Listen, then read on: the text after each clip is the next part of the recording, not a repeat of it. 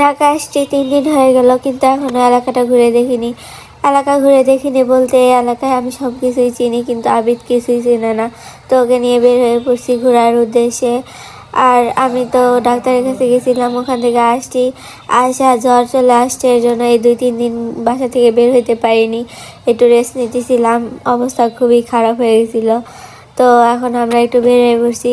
আমরা সাভার আসছি, এখানে দেখতেছিলাম যে হোপ মার্কেটের এগুলা এগুলা আমরা ভাবছি যে কম দাম, কিন্তু আমার মনে হয় না যে এগুলো কম দাম।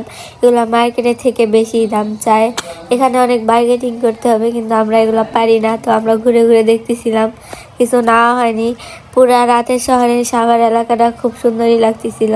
আমি আর আমার বর একটা রিক্সা নিয়ে পুরা এলাকা ঘুরতেছি। যাই বলি না কেন, কিন্তু ঢাকার শহরে কিন্তু রাতে সৌন্দর্যটা মনে হয় ফুটে ওঠে বেশি।